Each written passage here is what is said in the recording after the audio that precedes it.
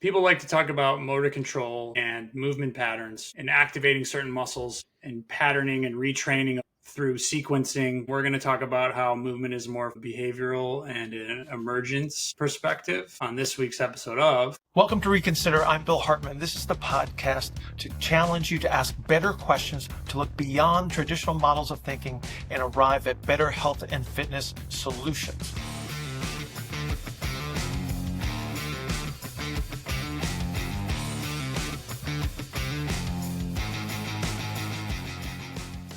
The intro thing kills me. It's like I've grabbed the attention of some of you that haven't watched this before, but I love it. It's so forced. The motor control people out there, the people that try to have that be the answer to every problem that they see. And also that perspective of just thinking about something being dysfunctional or broken is too much of like a levers and pulleys It's a reductionist perspective is what it is. Yeah, that's what I'm trying to say. It's too reductionist. It's very structural reductionist. Yes. Yeah. Right. So we're going to talk a bit of today about what motor control is. We're going to try to approach this from the perspective that the motor control people out there is going to try to come at this model for, or any model that might be talking about emergence and energetics. There are some aspects, obviously, to what they're saying that are helpful and useful. So we don't want to completely throw the baby out with the bathwater, but there's a lot to consider about that using that type of reductionist approach to try to isolate. For instance, if someone has a hip internal rotation issue, only going after the glute medius, as that's the only thing that if I get this muscle to fire in this order and you move your arm and leg in this way, then you will fix your movement dysfunction. And I'm making air quotes for everyone listening. Yeah. It's deservative air quotes. So let's talk about, we've both been exposed to this concept and we've learned it along the way. Anytime you're learning kinesiology, it's a lot of motor control, top-down, motor learning. I guess let's talk about the traditional perspective first and then what we need to reconsider about it. So I think one of the reasons why it's such a strong representation in whatever movement profession that you may be in is because if you don't know anything, it seems very reasonable because we have valued the input of the brain as the master controller. And so that's very easy to grasp. It's like, oh, I have this computer and it tells the body exactly what to do. And then that creates isolated structure. And if I can reduce something to isolated structure, I can learn this in bytes. And that's easy to learn. There's my air quotes. Easy to learn, right? And then I can place blame, and then I can default to structure, and then my solutions appear to be very simple, and then I can seem really, really smart, like to myself. Now, I don't really care like how it's presented, but I would feel smart because then I would have an understanding of something that is crazy complex, right? And so I think that's one of the reasons why. Because if you go back. Let me think, 70 years now. And you go back to like the like PNF as a foundational kind of a representation. Like that was a very complex, systemically driven system, right? Useful, still useful, not perfect, but still very useful as a representation. And then take bits and pieces of that, which is what people did, is they broke pieces off of PNF and then they go, oh, we could do this in isolation, right? And then that's where you got like all of the isolated stretches, right? And then Yanda comes along like 10 years, 15 years later, and then he goes, this is this neurophysiological representation. And then he starts to show some of these representations as a whole. He presented them as a whole. And then this got broken down into, oh, I have something that's tight, and then I have something that's weak, right? And then that got sold in bits and pieces. And then bodybuilding becomes very popular. And now we superimpose that, and then we train body parts. And then that became a very strong foundation for how people exercise, because we exercise in parts. And then so we have this sort of like unfortunate perfect storm of the brain is the master controller. It moves all the pieces and parts, and all I got to do is manage the pieces and parts that aren't listening to the brain for some reason, right? When the reality is like the brain is certainly a contributor by all you know inputs, but it's not the master controller. It's just a participant. It's a modulator, right? It helps us adjust things certainly, but it is not. It is not the primary solution maker as it would be perceived, which is very strongly towards the motor control perspective. And I'm not going after, when we talk about this, we're not going after the people that are studying the behavior of the brain relative to movement. We're talking more about like how this is represented in the movement profession industries, if you will. And I think, but again, I think that what has happened is like it's become this oversimplification of a representation, because the people that don't have a strong scientific foundation can grasp onto this and they can talk about it, which is why it gets perpetuated the way it does. And so, if you have a certification that took you 30 days to pass, or you could literally go online and do it in like an hour, probably at this point, but and if you didn't come from a like a science background, you don't have foundational sciences under your belt, it's like, well, what are you going to fall back on? Well, I'll fall back on what everybody else talked about, and then they're going to give me the unfortunately dumbed down version of that, and then that's what I will tell the next person, and then the next person, and the next person, and the next thing you know, it's prolific. Now, prolific doesn't mean correct. It just means that's the broad perspective of an audience, right? And it certainly doesn't make it correct. But like, again, I think it comes down to a simplicity. It's easy. Like take a client of yours.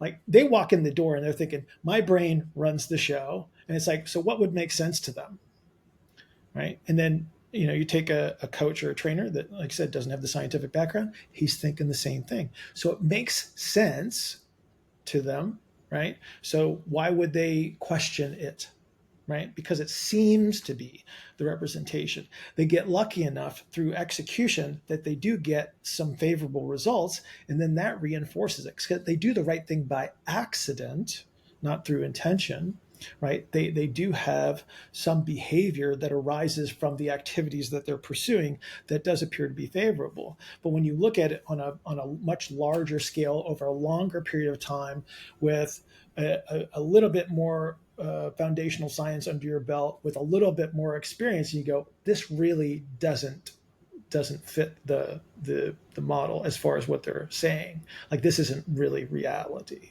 And this is why we have to go back, and we have to sort of grab a hold of this concept of complexity and try to understand it to the best of our ability, because this is a much closer representation of reality. Yeah. So let's talk understanding of what movement is and why it's not so much this top down brain driven thing. Uh-huh. Like as far as like what is the contributor?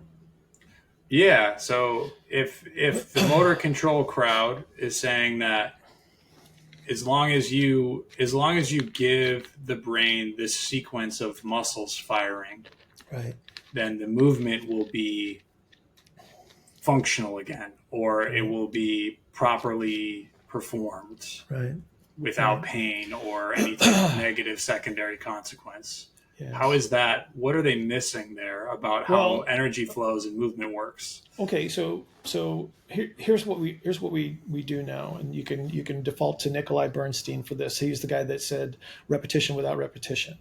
Okay, so here's what we know: is you cannot do the same thing the exact same way twice. So it's not even possible, which immediately should make you say, well, wait a minute, if the brain's driving the show and we can't do the same thing twice, then we have to start to question that representation, because then everything that's not the thing would be perceived as error. right? It's like there would be a way that this would be executed, right, successfully, and then everything else would be an error. And we don't do that.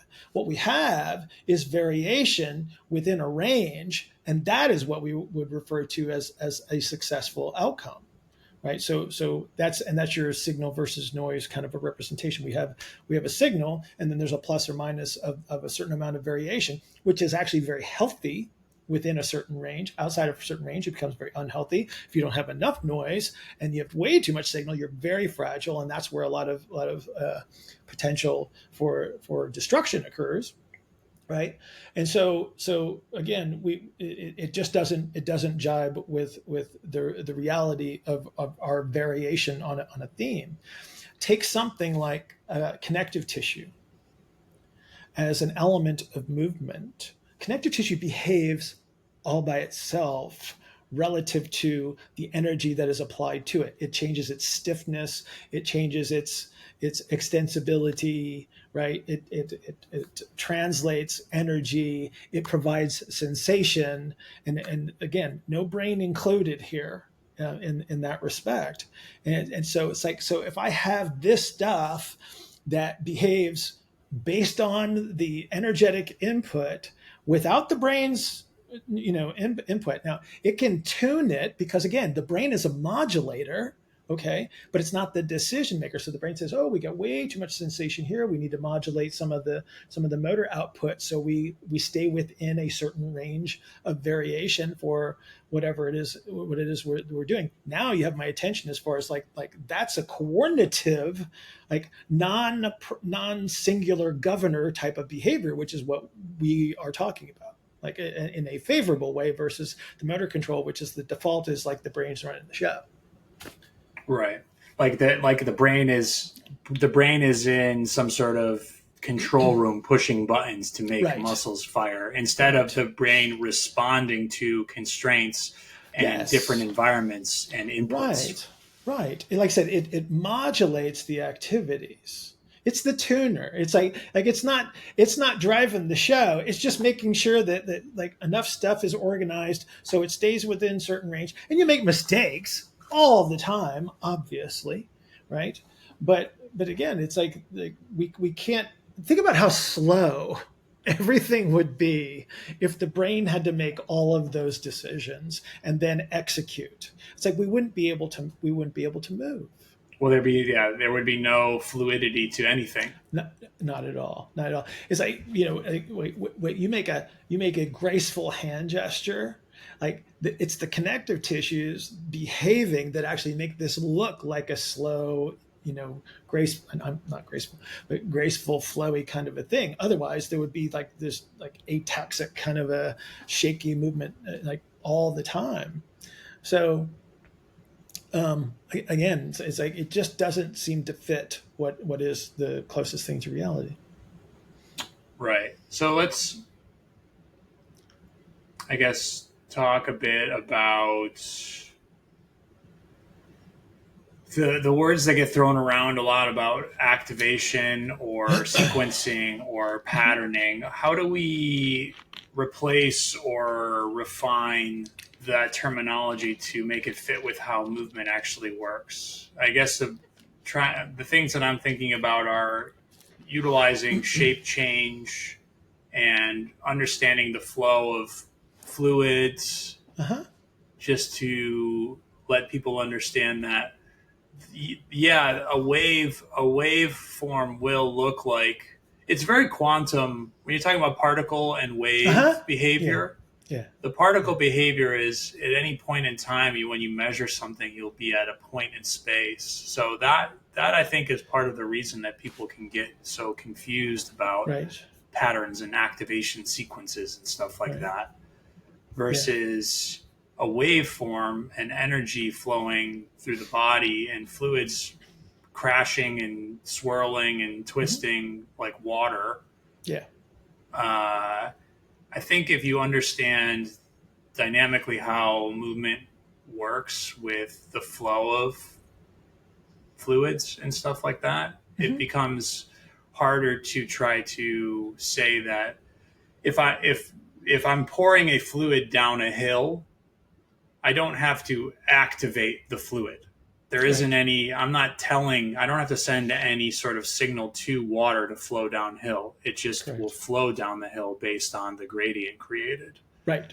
So I think Right. maybe we can try to talk about that, why those things are so different. Well, the shape changes represent the gradients. Yeah. Therefore there is movement, right? So, and we were talking about this is like, well, you move in the direction of expansion, right? So it's a like when we talk about humans, generally speaking, we're talking about pressure related gradients, and again fluid. Whether we're talking about air, whether we're talking about water, it doesn't really matter. They're both fluids, right? And so the shape changes that we're seeing are just a representation of the gradient. But the reason that they exist, the reason the shape change occurs, is you're just solving a problem, and that's it. Whether it be like you look at somebody just standing, right, and everybody would say, well, you're looking at static posture, and I would argue it's like, no, you're looking at a constrained movement, right? They are actually resisting a behavior, right? You're seeing a manifestation of a strategy to solve a problem because you're breathing, everything inside of you is moving, and you need to manage all of that and remain bipedal. You are solving a problem. And so that's what we see. So we're never really looking at something that is static per se. Right. Unless Right? you're dead. Well, and there you go. And then it's like, okay, there's no heartbeat, there's no breathing, there's no gut movement, right? I don't have to stand up. I am on a slab, if you will, or whatever it might be. And that's a totally different representation of what is reality. Right. Maybe, So we're just yeah, solving problems. That's why you see the differences in shapes. That's why you see a twist in a knee. That's why you see a funky looking elbow. That's why you see what appears to be an indentation in a rib cage when somebody's just standing in front of you. That's why you see the anti-orientation of the pelvis. They're solving a problem, right? That is not a dysfunction, right? It is a solution in context based on the constraints. Okay. And then again, it's like that doesn't require, I mean, it's an interaction, right? But it's not a computerized control feature, right? right. I believe some of the problems about learning this stuff early on come from static representations, learning anatomy based on pictures off of a skeleton that doesn't move, off of anatomical models that are stuck in one position, Right. off Yeah. of cadavers that seem to work like levers and pulleys when you pull on tendons and stuff like that. Absolutely. But understanding that when there's movement and you're talking about gut movement, you're talking about fluids moving through the body at all times, us trying to move forward through space, the water trying to flow downhill depending on where we are within our center of gravity. It's it's tough to reconcile that with these other frameworks that I think people are given early on. Yes. And I think a takeaway from all of this is we're not just poo-pooing the motor control people, because I believe a lot of them have tools that are very useful. Sure. It's just that the framework in which they're applying the tools is not correct. Right. It's not coherent with everything else. There's nothing wrong. There's nothing wrong with any of the exercises. There's nothing wrong with any of the manual techniques. There's nothing wrong with programming per se. Right. What it is, it's like the why, like the reasoning behind it. And like if we have a better understanding of the how, then the why sort of presents itself, and then our decision making is infinitely better. Yeah. Like we truly have alternatives to provide more options for solutions, because that's the goal. See, here's the thing. It's like when you default to like the motor control perspective or pieces and parts kind of a thing, it's like you have a corrective, like you're trying to fix something. The reality is like we're not trying to fix something. What we're trying to do is we're trying to increase the access to more options. And that's not the same thing. It's like the more options that I can give the system, right, the more likely you are to execute closer to the ideal. Now, you might not ever be able to produce the ideal, but you have more options to do so. That's the goal. Yeah. Right. It's not to create the better one, it's to create more of them so that the signal can be truly represented. Right. And again, that's a plus or minus within a certain range, right? Again, depending on context, depending on the desired outcome. Sure, because health and performance desired outcomes will put you in a different range. Oh, absolutely. Absolutely. And a performance related intent or outcome that you're looking for may put you outside of that range of adaptability, absolutely. but for a very specific purpose. And that's not what we're talking about here. Yeah. People try to compare the two. That's why the unified health and performance continuum model, that's why that's called that. Yes. Because they're not the same things. They exist on this continuum. Yes. And in many cases, the optimal version of either cannot exist in the same place at the same time. Correct.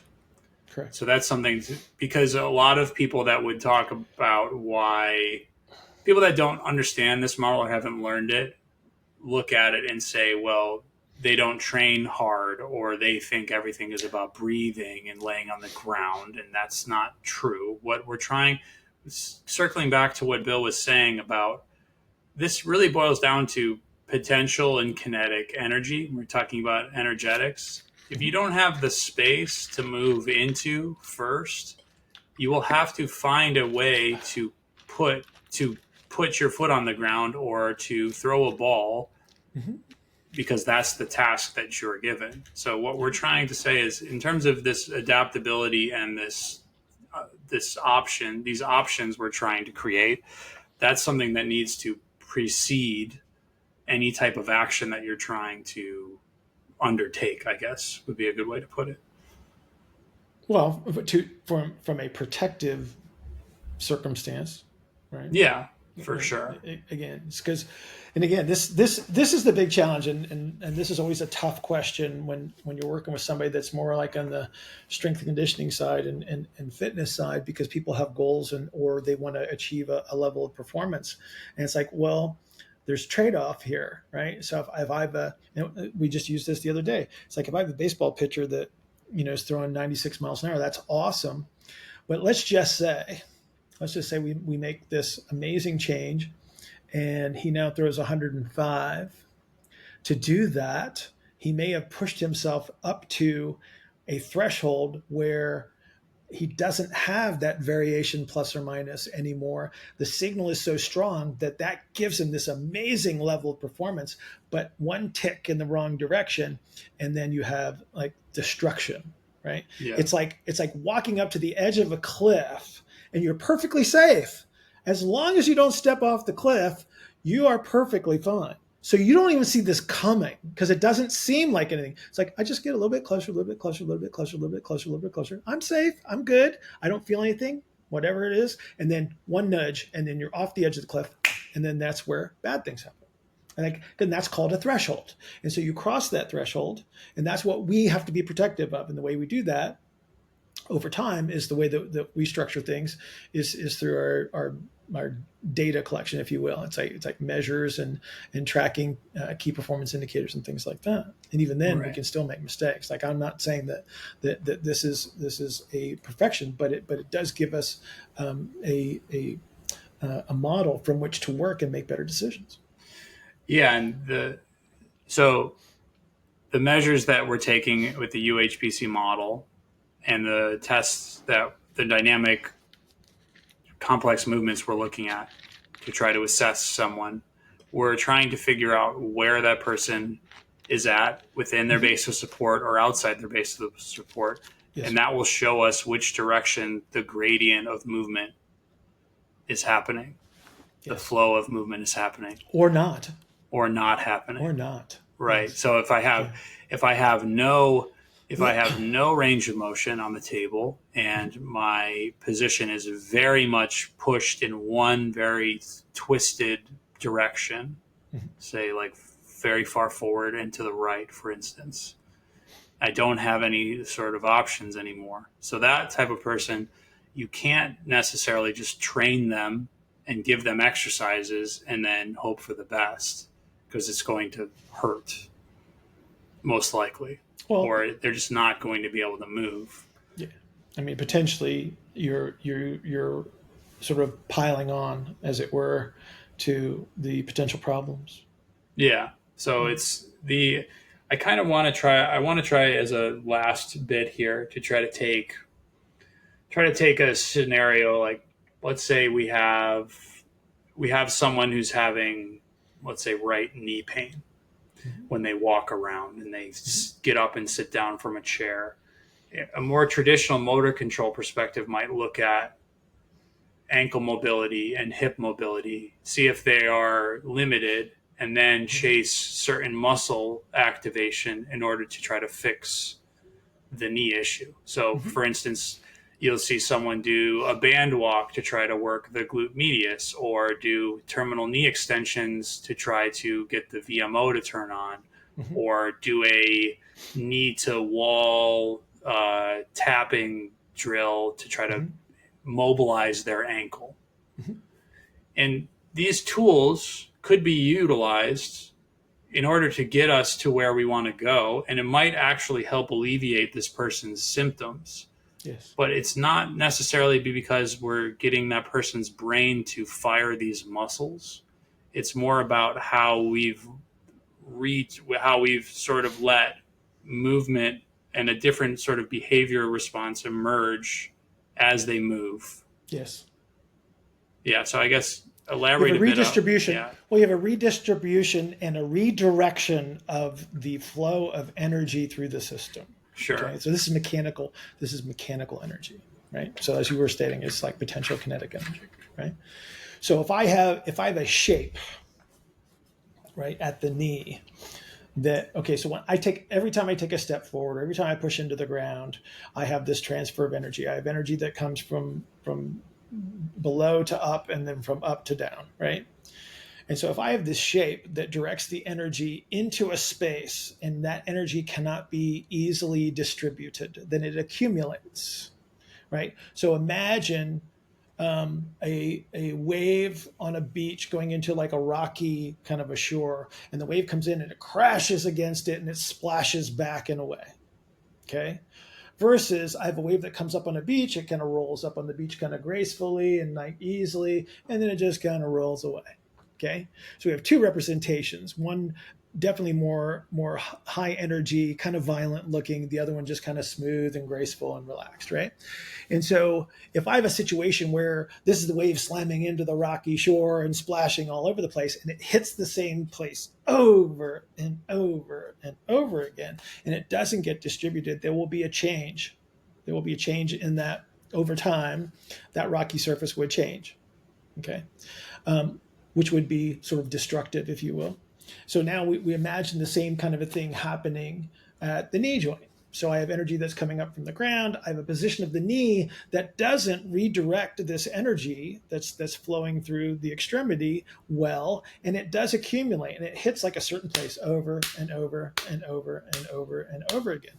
And then eventually, this starts to create a situation of salience where the brain actually kind of gets information from that area and goes, hey, something interesting is really happening down here at the knee. Not sure what it is, but I don't know if I like it or not. So here's what I'm going to do. I'm going to tell you that there's something wrong here. And it says, I'm going to make this hurt. Doesn't mean that there's anything damaged. Doesn't mean there's anything broken. Just means that there's something interesting going on there. Okay. And you might need to do something about it. And that's kind of how something like that would start. But we can evaluate how this energy is propagating through the system by our measures, by the behaviors, by symptom, by observation through complex movements. And then we can make a determination whether the strategy is an influence in this behavior. Because all we have to do is we run the experiment, we make a change. If the change is favorable, guess what happens? The behavior, the observed behavior, is different.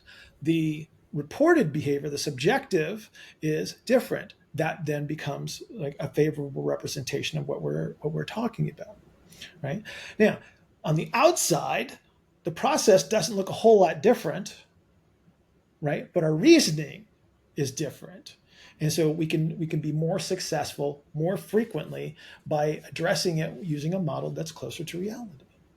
Yeah, and it's going back to my example of those three activities that I talked about. There are a lot of people that will just use those activities. It works for them, making air quotes there, and they won't care to sort of understand why it might actually be working, or they'll just use this structural reductionist model and continue to do it. But what we're trying to offer with this podcast, just as a way to reconsider what's going on, is maybe it is just about that better distributed weight within someone's center of gravity. So if I'm doing a band, if I wrap a band around above my knee, and I'm having someone take side steps or walk forward or backwards, I'm not going to let them perform the activity on their toes with their heels off the ground or rolled out onto the outsides of their feet. I'm probably going to correct them to push through their whole foot as they move across the ground. So by doing just that specific activity, I may have moved someone within their center of gravity. Sure, absolutely. So it's not even about. Also, potentially, I could be influencing the bend in the femur by putting the band above the knee. Sure. Potentially. Well, but here's the problem with that. Is like the story that you told yourself is that my intention is to do this, to fire this activity. Yeah. But the reality, like the reality that produces a desired outcome is something totally different. But your explanation for it is this structural reductionist representation. Then you carry that over to the next one, and then when it doesn't work, well, wait a minute. Well, why were you wrong this time? Right. You just shrug your shoulders and then you punt to somebody else. Right. And then you do it again and it doesn't work. And then you do it again and it does work. So now you're 50-50, right? And you go, okay, well, if you had a cancer drug that would work, 50% of the time, it'd be a miracle. So you kind of stick with it. Right. Yeah. And you get enough successes, and enough pats on your own back that you go, I don't need to change. I don't need to learn anything else. These guys are FOS. And it's like, and that's fine too. If you're happy with where you are and you're not, inflicting, misery on anybody, then okay. It's like, I can't change that. I'm not going to try to change that. We're offering a perspective. Yeah. And a lot of the times, when someone has a complaint about something, and they come to one of us and they say, my right knee has been bothering me a lot, we have to ask them questions to sort of interrogate it. When is one of the important questions. When is your knee bothering you? Yeah. Oh, whenever I walk up and down stairs. So the first reaction that a lot of people are going to have, or a question they're going to have to their trainer or therapist, is what can I stretch or strengthen in order to, or what exercise can we do? What foam roller thing can I do? When the real question should be, let's watch you walk up and down the stairs. That's always where I try to go when it comes to that type of thing. Or you ask them and you figure out, oh, well, whenever I'm playing with my grandkids and I get up off the ground, my left back hurts. And then you watch them get up off the ground and it's painfully obvious once you see it, not to them, but to you. Yes. And that's where you sort of fix it. And that's, I think, where that might be a confusion for the motor control crowd, is that they think they just corrected how someone moved and the sequence in which that person moved, and that fixed their back issue. It's not really that. It's you help them figure out a way to better manage their cells within their center of gravity, and also distribute the energy, like we were talking about earlier. It's always a systemic representation. Yeah, versus it's never an isolative solution. Right. It's not levers. It's not parts. It's not gears and nuts and bolts. It's a system that works together. Yeah. And it's an emergent sort of behavior. Yeah. It is not functional or dysfunctional. Right. It's not motor control. It's just what is. It's always, here you go. It's always a solution. Yeah. It's a resolution, right? Yeah.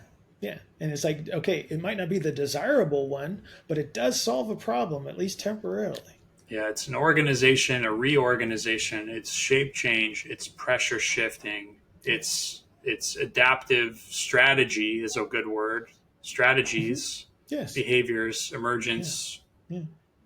gradients, all of these things. So hopefully that helps kind of clear things up. Maybe give people some information to talk about when it comes to having discussions and conversations about this model with the motor control folks, because they tend to be very stuck in that paradigm from my experience.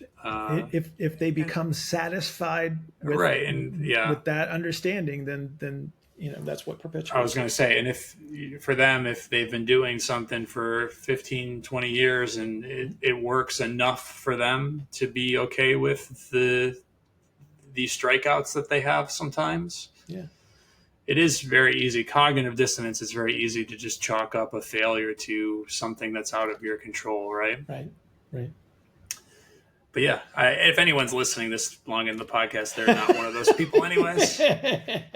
So congratulations to you.